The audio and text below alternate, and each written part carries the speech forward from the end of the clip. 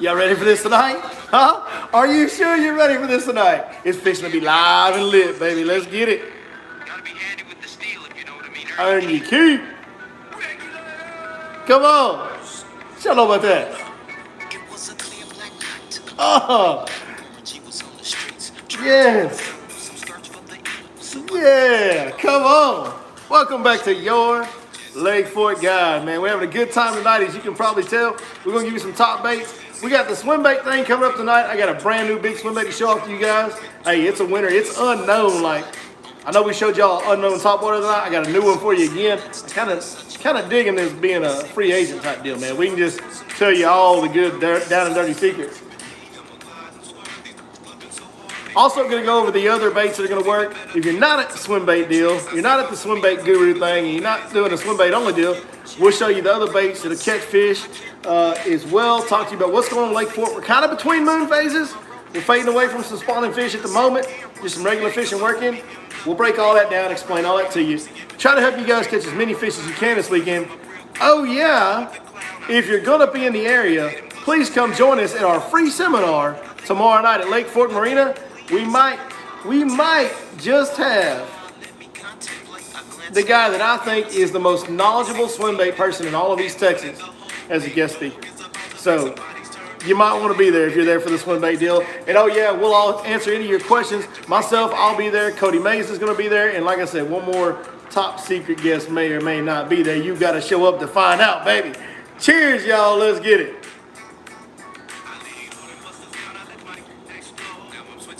Back in the freak mode. If you won't skirt, sit back and observe. I just left a gang of over there on the curb. Now they got the freaks and that's a known fact. Yes. Come on. I don't know why the volume was so low on that. But you know what? I was feeling it anyway. Hopefully y'all can actually hear that. Otherwise, I was just dancing to no music and looking like an idiot. So, what's been going on, man? Hope you guys are doing fine. It's been really good fishing. I mean, can't complain. It's gotten a little bit, the sight fishing and spawning fish have gotten a little bit tougher this week. And really not tough. Like, we're catching plenty of fish, but just not catching as many of the big fish. Listen, we are spoiled at Lake Fork, right? Like, we are spoiled. Like, if it's a day where you can't catch 7 to 9 pounders on beds, then you're kind of disappointed. Like, on a day when you go catch a bunch of 3 to 4, maybe even a 5 pounder, and you got like a 17, 18, 20 pound bag, 21, 22 pound bag. Like, when those days are disappointing, that's good. And that's what's going on right now. Like, I think yesterday we had like a 17-ish, 18-ish pound bag. And myself and he was a customer I fished with for a long time, fished with many times. We were both disappointed in the day. I mean, I know we were, but you know, we had a good time. We caught plenty of fish. He got to learn some new bed fishing tricks. Showed him some of my old stuff I learned back in Vietnam, if you know what I mean. Like all that good stuff. And so he got something out of it, but just never could find a big one that would cooperate. He actually did have one big one first thing in the morning that we hooked off a bed, and we just, you know, she came unbuttoned.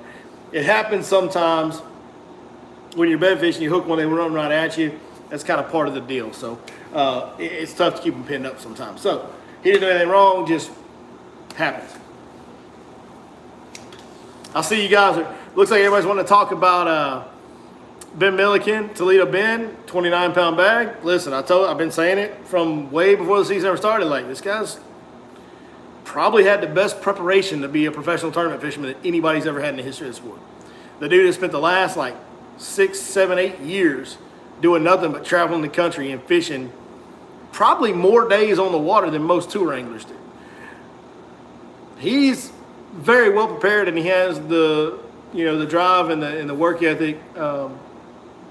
Nobody's going to outwork him. So it's anything he does is not going to surprise me. If he wins Angler of the Year on that deal, if he wins a couple events, not going to be. The only thing that would be surprising me if he won like 3 or 4 or 5 of the Opens out of 9. Like, yeah, that would be shocking. But you know, let's be real. That's probably not going to happen. But if he wins 1 or 2, like, I'm not going to be surprised. If he's Angler of the Year, I'm not going to be surprised. It's hard to say you expect that of someone that first tried through the Opens, but the guy's for real, man. The guy is for real. He's like really, really for real. So it'll be interesting to see how that Toledo Bend event unfolds. Ben's versatile too. Don't just think he has to look at them on forward-facing sonar. He can bed fish them. Yes, Millikens who we're talking about. And I'm just addressing because there were some comments about it right off the bat. Yeah, he's good. He's good. There's no doubt about it, man. No doubt about it. All right. Let's talk top baits for Lake Fork bass fishing. And you can probably translate this to all the area lakes. So, you know, first thing before we get into top baits, we got to talk about the situation on the lake. You know, we did that moon video a couple weeks ago, and everything that I see on the water day to day has confirmed that the research we did going into that moon video and the data we were able to collect when the Elite Series was here in 2021 in April, it's all held up. It's, you know, there's some people who are like, well, they didn't show up on the moon. Well, yeah, no, they showed up exactly the same way they always do on the moon. There's just some misconceptions out there, and we dispelled those myths in that last video. And so far, everything that I've seen has confirmed it. The fish pull in on the moon. They start spawning, especially the males, right away. Start getting on beds and all stuff right away. The females show up 3, 4, 5 days after. By the time you get to 4, 5, 6, 7 days after, those are all your best sight fishing days when you got, you know, when a female and a male are both on the bed, that's when they're the easiest to catch usually.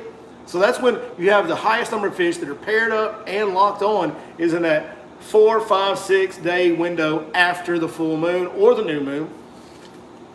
After the peak of the moon cycle, 4, 5, 6 days after, that's your peak of bed fishing. Then it starts to wind down. You have less and less pairs. It's not an exact science, nothing with fishing is, but you have less and less pairs, fish that are less locked on, fish like this week on the lake, you've heard people every day say more and more, man, these fish, they're just tired. People have been hitting them too many times.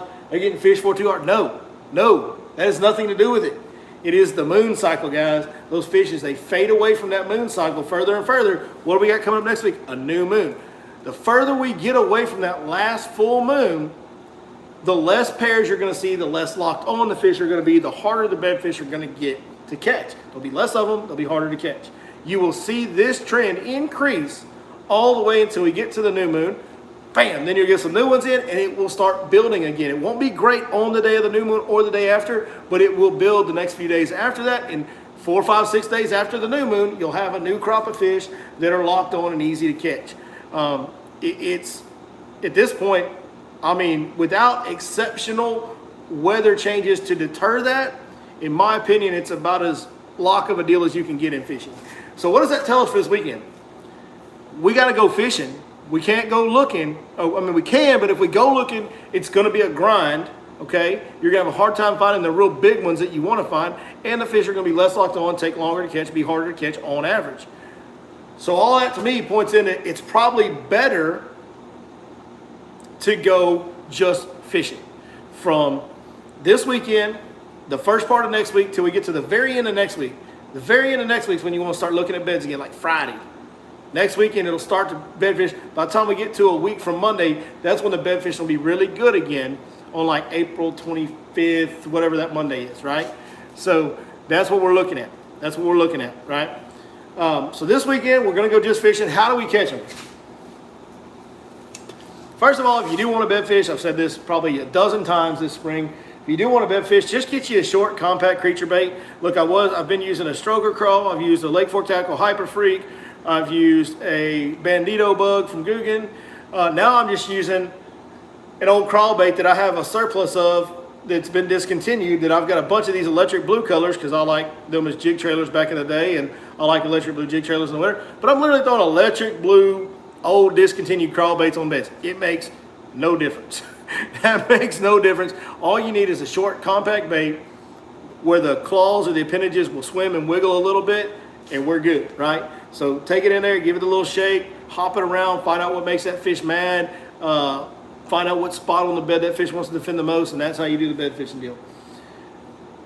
It's not, somebody said bad news for weekend anglers. It's actually not bad news, because once the fish quit being so locked into beds and you can start just catching them by just fishing, you can actually catch more fish. Bed fishing is not an effective way to catch a whole bunch of like numbers of fish unless they're just stupid locked on. Most days bed fishing, you're not catching a lot of fish.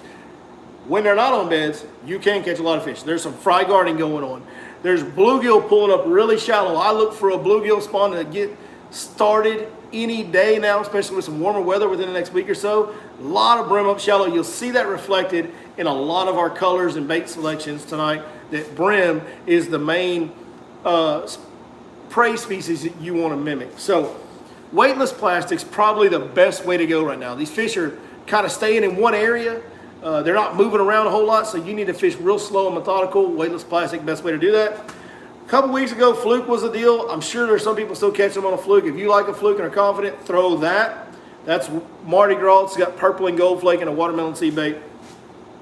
Senkos, of course, are good. Again, watermelon base with some sparkles, probably the best. Any color you like, but just have a green watermelon type of base bait with some little shininess, a little sparkle to it, whatever color. Watermelon red would probably be a real good choice too.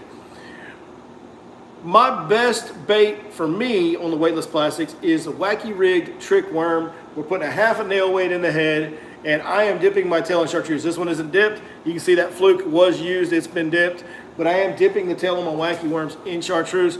That's probably the best bait for me this week when I'm not looking at them and I'm just fishing in those pockets. You can go in those pockets that they've been spawning in. You can use the Fish Life app to find out what pockets they've been spawning in. Right now we have 10 pockets, 10 shallow points where there's been some shad spawn, but we have 10 pockets on there. You can see where fish have been spawning. And as long as you're seeing life in there, you're seeing bait fish, you're seeing bass swimming, cruising, or spawning, you're in a pocket that's got life in it, you should be able to catch some fish on these weightless plastics. The other bait that's been really effective in these spawning areas, first thing in the morning especially, little tiny popper. Guys, every year when they're spawning, a little popper, once you get the water temps up around 70 degrees, which we're close to now, that sucker right there will catch their butts, whether they're on a bed or not on a bed, first thing in the morning. You got to work it real slow, real subtle twitches and pops. You don't want to really be chugging it, just little tiny pops and subtle twitches.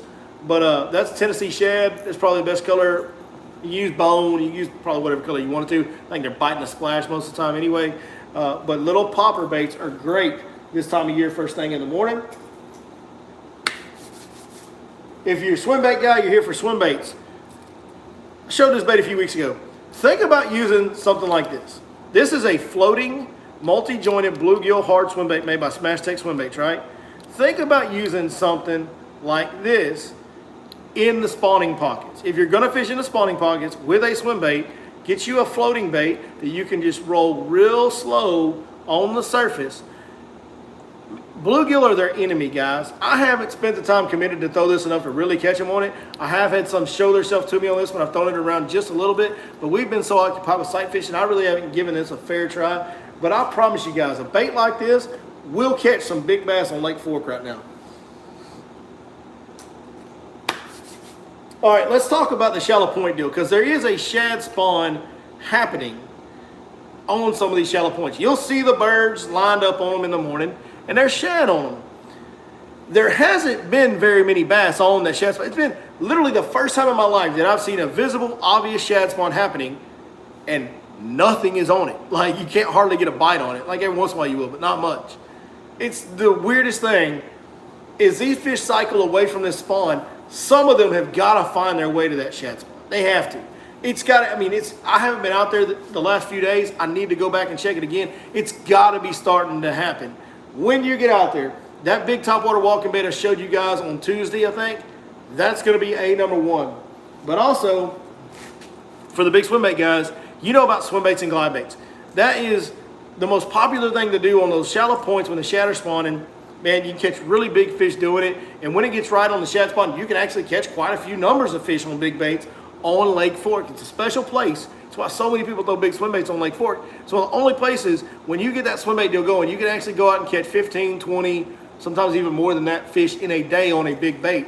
That's a really rare thing to catch that many fish in a single day on a big bait. There's a lot of good glide baits out there. I've shown you a lot over the years.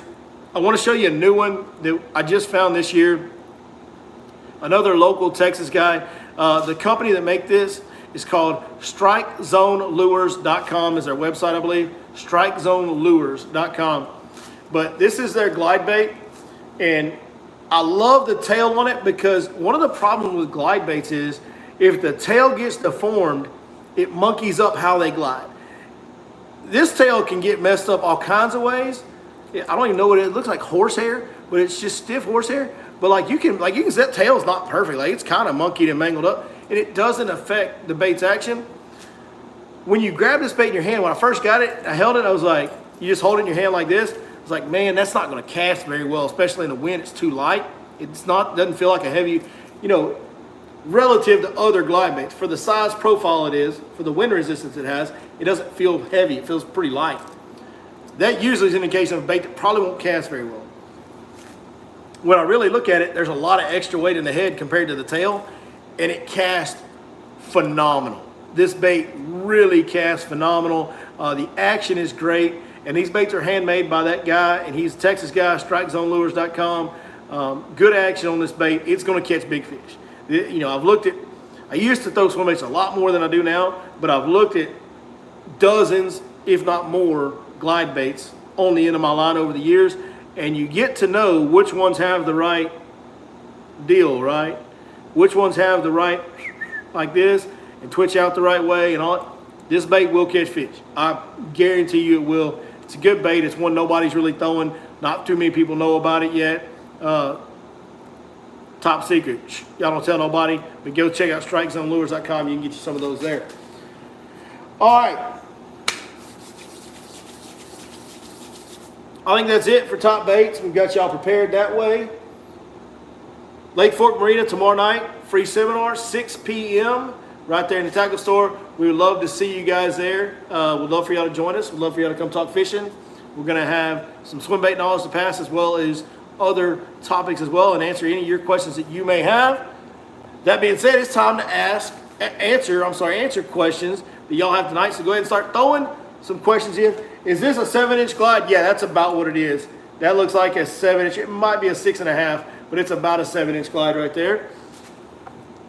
HPH, JD, I know you're a big swim bait guy. HPH, yeah, I think I sold you one of my HPHs years ago. HPH, high powered swim baits, the gliding gizzard. That's still my favorite glide bait of all time. Now it's excuse me, it's a $150 bait, and it used to, I don't know now, but it used to take like a year to get them. It's crazy trying to get them.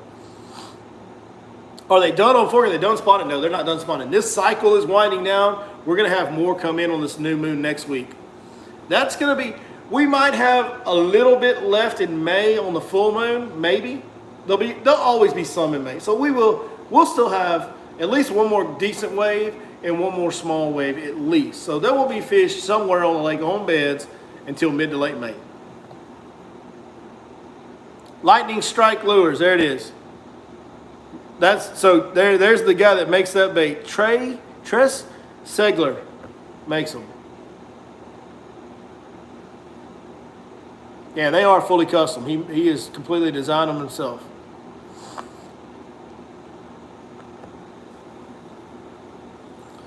JD says Matt Lures, Hard Gill, Bait Sanity, Gill Glide, G2 Shellcracker are great choices. Yeah, if you're in the pockets, throw a bluegill, especially like a floating. I recommend a floating with all the stuff that's flooded in the water from the lake coming up. But throw floating bluegill swim baits, hard swim baits in the pockets if you want to throw swim baits this weekend. What time is best to call you to set up a fishing trip? So you can do that any time of day. So the deal is my wife actually, the Princess Lady, she handles the schedule. So you can call that number that's on the website anytime. And if she doesn't answer or I don't answer, we will get back to you that same day, later that afternoon. But you can call anytime. You can always text that number anytime. And my wife or myself will be happy to get you scheduled for a fishing trip.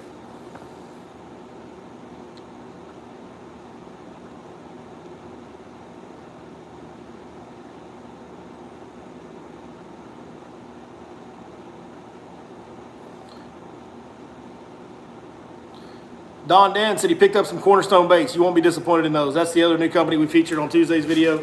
And one guy made a comment. I hate to even, it's hard to even start addressing like negative comments, right? Because it's just pointless. Like those people that make those negative comments, you're not changing their mind. So it's no point even addressing it. But somebody made the comment the other day. It was like 15 minutes of fishing information, 25 minutes of advertisement. Yes, I'm not getting paid by any of these people. Like these aren't advertisement. These are me trying to show you baits that I believe in, that I think are really good baits, because I'm trying to share information with y'all to help y'all catch fish. Having good fishing baits and potentially better quality fishing baits is going to help you catch more fish. And that's what we're doing. So for anybody that thinks I'm just plugging baits just to be plugging them, you can ask, I don't know how to say his first name. I'm so sorry, but it's Tress or Trey, whatever it is.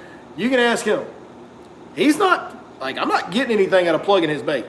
There's nothing, no reward for me in that other than just being upfront with you, telling you guys about a good bait that's going to help y'all catch fish.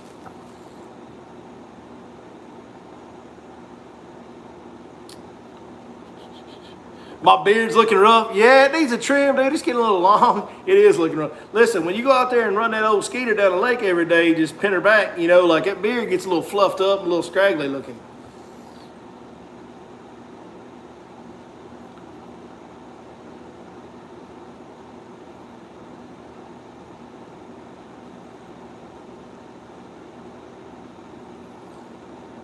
What's our depth first thing in the morning? Man, everything's shallow right now. You know, if you're fishing a shad spawn, it's on the bank. If you're fishing the bass spawn or the bass that are hanging around that flooded cover, it's all within 0 to 3 feet, give or take, maybe 4 at the most. Like, yeah, everything's shallow right now, really, really shallow. They're on the banks, they're real close to them. And that's throughout the day. I mean, yes, what's the deepest you go throughout the day this weekend? The whole, I'm never going deeper than like 4 feet. There's nothing I'm fishing that's deeper than like 4 feet right now.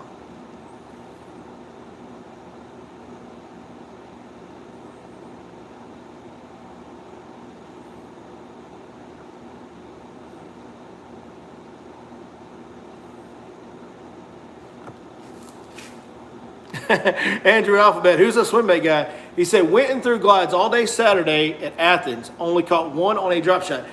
Listen, here's the deal. If you guys watch the moon phase video, and I'm not trying to like chastise you here, Andy, but like if you watch the moon phase video, then you would understand why that didn't work. Saturday was in the peak of the spawning cycle after the full moon. Such a huge percentage of your fish that pulled in on that full moon were locked on beds and paired up on Saturday. Friday, Saturday, Sunday were the best bed fishing days. Maybe even Thursday was good too. Those are the best bed fishing cycle days of this full moon cycle. And then Monday it got a little worse. Tuesday it got a little worse. Wednesday it got a little worse. As far as the bed fishing and the fish being locked in, how easy they are to catch. And we're still catching fish, but it just gets more difficult to find and catch the bed fish. They're less locked in. There's less of them up there as we get further away from that deal. So if you would have seen our moon cycle video and studied that moon chart, you would have known that Saturday would have been a day to go get on the bank and flip or Cinco or somehow trying to catch a spawning bass. That would have been the best thing to do on Saturday. And like this Saturday would be the day to go throw that glide bait if you want to do that. Now, if you're throwing a glide bait all day, you're still not going to expect a lot of bites. But you can get some big ones. You're going to have a better chance of having success on this Saturday because you're in that where most of the fish have faded away from the spawning cycle and the new ones haven't started yet.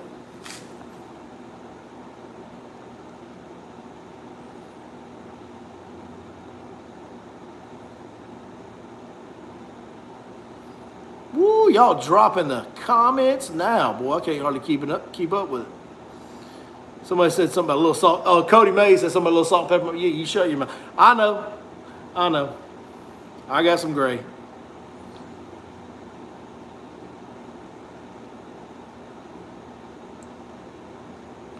If the square bills are cranked up yet, man, that's part of that shad spawn. That's the other thing I didn't mention on shad spawn is throwing a square bill.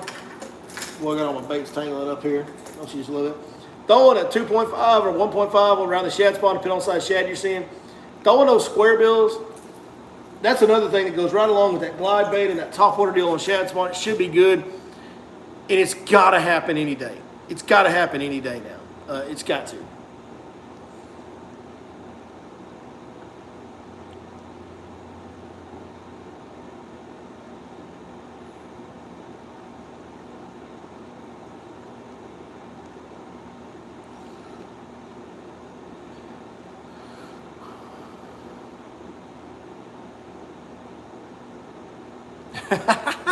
Cody wants y'all to answer a question. What do you call the piece of equipment on your boat that does the side imaging and down imaging? What is that called? What's your opinion on the quality of bass caught at Bass Champs? I was surprised there was no 10-pound plus caught. So this is probably referencing the article that Jake Norman did where he said there's not as many 10 plus pounders as there used to be. And there's probably something to that because if you think about it, 10-pound bass are usually 10 years old. And if you look back at 2011, 2012, and to some degree 2013, we did not have a good spawn as far as the fry survival rate. So those fish that should be 10, 11, and 12 years old, which should be your 10 to 13, 14-pound fish, not very many of those existed in the lake. So we've got a lot of fish that are right under that 10-pound mark in, that were born in 14, 15, 16, 17, 18, 19. All of those years had great spawns. All of those years did. And I think 2020 did as well too. 21, not so much because the lake, 22, not so much because the lake was low, so we'll be missing a year there. But other than that, all of our years had pretty good spawns, especially there was so much cover that got flooded from the lake being low. Lake was low from 2011 to 2014. So much cover had grown up during that the 2014, 15, 16, all those spawns were just amazing for fry survival rate. So, yeah, there's not as many bass in the lake over 10 pounds. And what happened in the Bass Champs tournament, I'm going to tell you, I've seen it too myself. You catch a lot of fish, or you see a lot of your bigger fish on fork right now that are 8, 9, 7 pounds, and they're young. Like, they got small heads. They're not long. They're not 24 inches. They're not overs. They catch 9-pounders that aren't overs. Like, we're seeing that on fork right now. So there's just not as many of those fish. Here's the thing that we're talking about. Think about this. We're talking about one big bass tournament that didn't kick out a 10-pounder. And everybody's kind of freaking out. And our biologists are like, well, it's not as good as it used to be. It's one big bass tournament that didn't kick out a 10-pounder. Name one other lake where that's a shock. They have Bass Champs events at Ivy that don't produce 10-pounders. Nobody's saying Ivy's sucking. Like, they have all kinds of events at Sam Rayburn and Toledo Bend that don't produce 10-pounders. One big bass tournament that doesn't have a 10-pounder come out, and everybody's like, oh my gosh, what's wrong with Lake Fork? Nothing. Not a thing. There's still plenty of those 10-plus pound bass in Lake Fork. There may not be quite as many as there is most years, but guess what? Give it another year, those 9-pounders are going to turn into 10-pounders, and then you're going to be right back where you were. And then you got 3 or 4 great, maybe 5 or 6 great classes of fish coming into that over the next 5 years. So the Bass Champs results did surprise me. It surprised me that there wasn't 1 over 10 just because fork 99% of the time kicks out a 10-pounder in a big bass event. That's the only reason it's surprising. It's allowed to not do that once in a while. So that's my opinion on it. And I think too, when it comes to catching a 10-plus pound fish off a bed, 99.9% of anglers aren't going to do it. Unless they just get flat, stone cold lucky. 10-pounders typically spawn deeper, where the majority of your anglers never see them. So they're out. Those guys are out. The question right there, they're not catching them. They also take a great deal of strategy and patience. You got to stay further away from them. You got to be more accurate at pitching. You got to know when to work the bait the right way without spooking the fish or scaring it off. It takes multiple hours, and most people aren't willing to stay. So many things that go into catching a 10-pounder off a bed. And if you look at when that deal happened, there was a lot of fish spawning. So it would have been hard to catch a 10-pounder not on a bed. So usually you get that many people on Lake Fork, somebody catches one by accident. But it's not the end of the world because we have one tournament that didn't kick out a 10-pounder. It's no big deal. Lake Fork is fine. It still kicks out. Like, you guys realize for the whole month of March, if we didn't have a 25-pound bag, best 5 in our boat at the end of the guide trip, it was a disappointment. It was pretty much every day was a 25-pound bag. No matter how novice the angler was, how bad he was at, pitching or working a fish in a bed, no matter anything, any curveball you can think to throw. If they didn't catch a 25-pound bag that day in the boat between 1 or 2 customers, it was a disappointment. I don't think you can even say that at Ivy right now. Like, that's what makes Lake Fork great. it's not necessarily that everybody's going to catch a 10 pounder. It is that the average person gets to go catch big fish, 6, 7, 8, 9 pound fish. And there is an absolute crap ton of those in the lake, just like there always has been.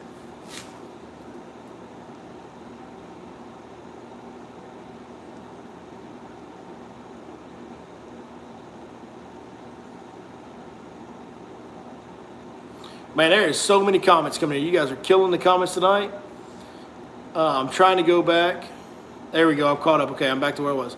Do I ever use any glass rattles inside my soft plastics? No, I don't really. I put a bead when I'm sight fishing, and that makes, when I'm shaking the bait, it makes the weight click against the bead, so I get a rattle kind of there. But no, I don't ever really put the glass rattles into the soft plastic. I know there's guys that do that, but I don't.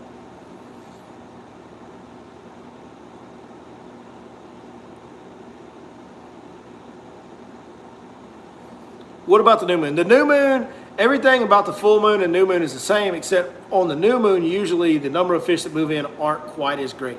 You don't have quite the numbers of fish on the new moon most of the time.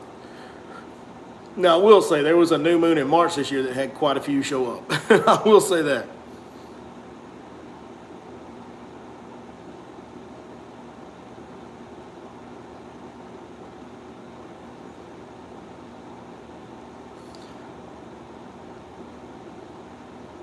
Do I make and sell my own line of rods? I sure do. Got one sitting right here. This is one of our big swim bait rods. What we do, the LGB rods. Let's go, Brandon. Let's go, Bassett. Y'all know what we're saying, though. Yes, we make these rods. These are American-made blanks. They are assembled and put together with the best components one at a time right here at Lake Fork by an individual that I work with, and they are phenomenal. And I don't, I can say that without feeling like I'm bragging. These rods are unbelievably good. This is a really long one, so I'm going to quit banging it on the ceiling. That's our 7-Eleven heavy swim bait rod. We've got 6 models. I've actually got another model that's a 7-9 heavy that's like offshore dragon rod. You could also throw medium-sized swim baits on it. I need to release that rod. I've got some in inventory finally. Need to release that. And we've got a deep cranking model that is coming this summer. They sell for $265, but I promise you this, and you could ask anybody that owns one, you can put that rod up against a $400 rod, and you'll probably pick that one. The way they've come out, the way they perform, the lightness, the sensitivity, the durability, it's check, check, check, check, check. It's unbelievable. We've been selling them for about 8 months now or so. 7, 8 months, something like that. We've been selling quite a few of them. I don't know. I need to go back to total how many rods we sold so I can add this into this little piece of information that I talk about. If a rod breaks due to something, blank just breaks under normal use or components come apart on you, we fix it. We've fixed 0 rods. We've had no blanks break. We've had no component failures, no issues. So they're built right. They're American made through and through, even the blanks, which is rare. And we're really, really proud of how they came out. Super proud. $265 is the retail. You can find them at yourlakeforkguide.com. You can also buy them in the store at Lake Fork Marina.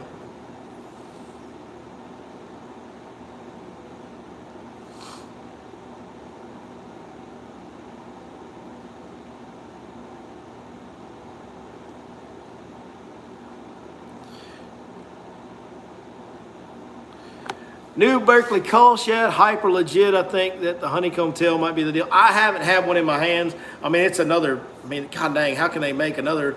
I don't think it's going to be any better than some other swim baits that are out there. There's so many line throughs that are so good. And I think now people are just trying to come up with tricks to sell them. Like the most basic ones work the best. Like that line through Felon that Smash Tank makes, it pretty sure is a public mold that anybody can buy. It's my favorite line through. It's so good. You don't need all that fancy crap in a line through, man. You just need a big piece of plastic that tail kicks at real slow speeds. That's all you need. That's all you need. Right side of the water column. That's all it is. Cody's still talking about these electronics. He's trying to find out what the thing that does side image, down image is called. Here's the deal. Cody is upset because he called it a fish finder the other night and I made fun of him. I'm like, who the hell calls it a fish finder? What do you got, like a daggum flasher on there or something, man? It's called a graph. It's not called a fish finder, Cody. Y'all tell him it's called a graph. Nobody calls them fish finders anymore.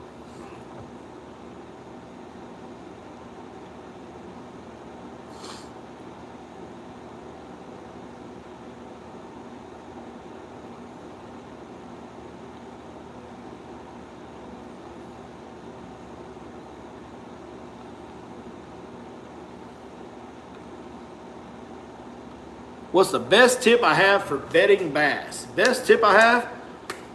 Quit looking at them. Everybody wants to see that whole bass. When you see one on a bed, don't stop. Go past it, loop around, stop your boat where you can, the first time you see the outline of the bed, stop your boat. From there, you pitch into behind the bed and swim it into the back and let it fall into the back of the bed, nice and quiet like, try to sneak up on them. And wait till you see a shadow. If that bass is locked into that bed and you shake that bait and he starts moving or swimming out or turning, you'll see him from that far away. As long as you can see the bed, you'll be able to see a shadow move and change. The shadows will change shape over the bed. That's your fish. Quit getting so close to them where you see the fish. The number one thing I see people mess up on is they get too close to the fish. If you're too close to a fish, even if that fish is locked enough on that bed to bite, it's gonna take longer to catch him when you're on top of him. That same fish that you catch sitting on top of him in 20 flips, if you backed off of him, you probably catch him in 1 or 2. Like, it's that much of a difference. Get away from him, get to where you can barely make out the outline of the bed, and start from there. And then if you have to ease in on them because you can't see what's going on, do that a little bit at a time. That's the number one tip I got for bed fishing. Stay further, quit looking at them. Get further away where you can't really see the fish.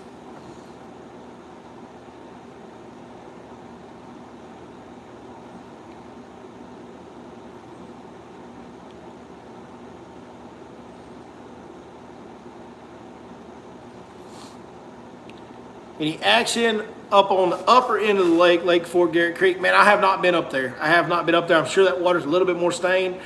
I have been trying to stay where I can see them because we're bed fishing.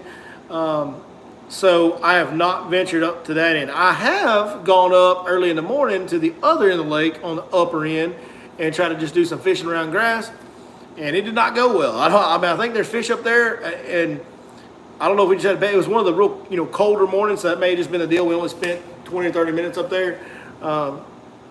So I haven't had enough time on it to really give you a good fair assessment of it. I have heard some stories of a couple guys getting them on some small swim baits and swim jigs, stuff like that, on some of the upper end stuff. But I haven't personally been up there to check it out myself.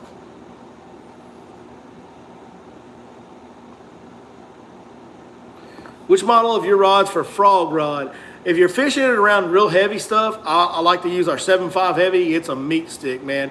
If you're fishing around a little more sparse cover, I like our 7.6 medium heavy. But really, the 7.5 heavy is what most people traditionally think of as like a frog rod, is our 7.5 heavy. Is Lake Fork a good lake? I've never been. Yeah, it's pretty good. It's got a little bit of a decent history on it. How about a spinnerbait? Yeah, I think a spinnerbait could work right now. Especially, I would take the spinnerbait around the dirtier water. I will say that. That's the bait that I would want to be on the upper end, have a little more stain in the water to throw. But you probably could catch some on a spinnerbait doing that.